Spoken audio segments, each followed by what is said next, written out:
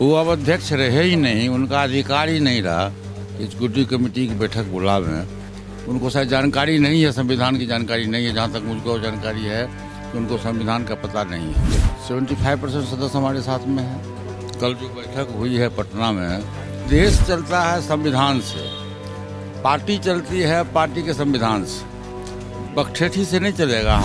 केंद्रीय मंत्रिमंडल में कौन शामिल होंगे कौन नहीं होंगे, ये विशेषाधिकार माननीय प्रधानमंत्री जी को। हमारे साथ बात करने के लिए पशुपति कुमार पारस जी हैं, लोजपा के नेता।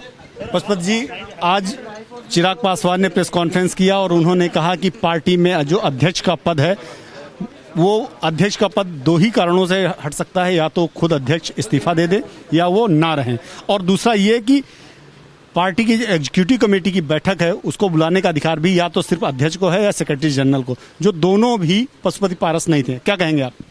वो अब अध्यक्ष रहे ही नहीं, उनका अधिकार ही नहीं रहा। एग्जीक्यूटिव कमेटी की बैठक बुलावें तो फिर प्रश्न कहाँ उठता है। और प्रेस में उन्होंने कहा कि अध्यक्ष का पद आजीवन होता है।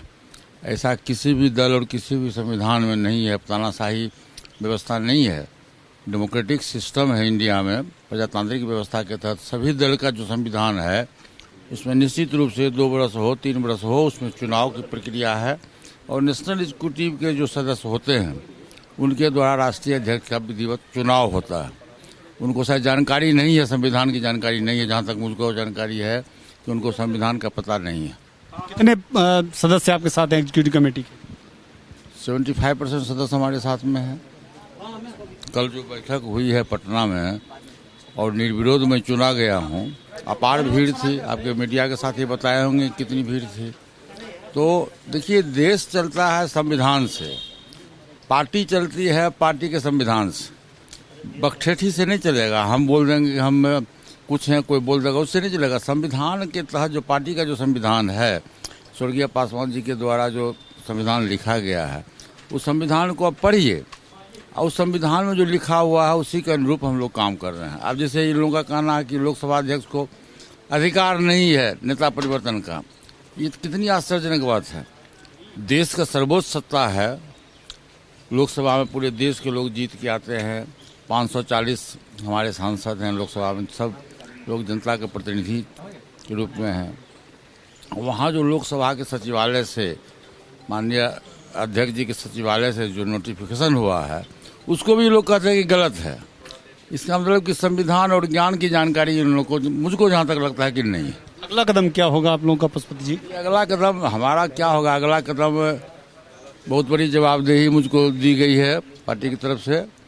मैं पार्टी के संगठन को पूर्व के भांति, जैसे स्वर्गीय पासवान जी के टाइम में जितना पार्टी का संगठन मजबूत था, मेरा प्रयास रहेगा कि शोषित हो, दलित हो, पिछड़ा हो, अति पिछड़ा हो, अक़लियत के साथी हों, ऊंची जाति के जो गरीब लोग हैं, जो समाज से हटे हुए हैं, उन लोगों की लड़ाई लड़ना और उन लोगों के हक की लड़ाई लड़ा करके उन लोगों को समान आर्थिक दृष्टिकोण से, शैक्षणिक दृष्टिकोण से जो लोग कमज़ोर लोग हैं, सामाजिक दृष्टिकोण से जो लोग कमज़ोर लोग हैं, उनकी मदद करना, ये हमारी पार्टी का मुख्य उद्देश्य है। चर्चा है कि जल्दी केंद्रीय मंत्रिमंडल का विस्तार होने जा रहा है, तो क्या ये माना जाए कि लोजपा कोटे से पशुपति जी अगले मंत्रिमंडल में शामिल होंगे? नहीं, देखिए, ये तो जो आपका जो प्रश्न है, ये प्रश्न का कोई जवाब नहीं है। केंद्रीय मंत्रिमंडल में कौन शामिल होंगे कौन नहीं होंगे, ये विशेषाधिकार माननीय प्रधानमंत्री जी को। माननीय आपसे कोई संपर्क किया गया? नहीं, हमसे कोई संपर्क नहीं हुआ है। माननीय प्रधानमंत्री जी जिसको चाहेंगे, 540 से प्रतिनिधि है, जीते हुए सांसद हैं और प्लस राज्यसभा के सदस्य हैं, उसमें से बनाया जाता है, मंत्रिमंडल में लिया जाता है। माननीय प्रधानमंत्री जी का एकदम विशेषाधिकार है कि किस व्यक्ति को मंत्री बनावेंगे, किसको क्या विभाग देंगे नहीं देंगे, ये माननीय प्रधानमंत्री जी का, उसमें मेरा कोई कमेंट्स नहीं। एक आरोप लग रहा है, हो गया बहुत। सर, एक आरोप लगातार लग रहा है कि जेडीयू के कहने पर आप लोगों ने पार्टी में तोड़ा। ये आरोप गलत है। चलिए, क्या चुनाव आयोग से भी निश्चित रूप से करेंगे। ये थे पशुपति पारस जी, साफ तौर पे कह रहे हैं कि मंत्रिमंडल में शामिल होने का जो की बात है वो प्रधानमंत्री का विशेषाधिकार है। प्रधानमंत्री तय करेंगे किसको शामिल किया जाए, किसने नहीं शामिल किया है। जहां तक जो आरोप हैं वो आरोप गलत हैं। और चिराग पासवान को उन्होंने साफ तौर पे कहा कि शायद उन्हें पार्टी के संविधान की कमी, संविधान की जानकारी नहीं है, इसलिए उन्हें पार्टी के संविधान को पढ़ना चाहिए। कैमरामैन चाको के साथ नीरज पांडे, एबीपी न्यूज़, दिल्ली।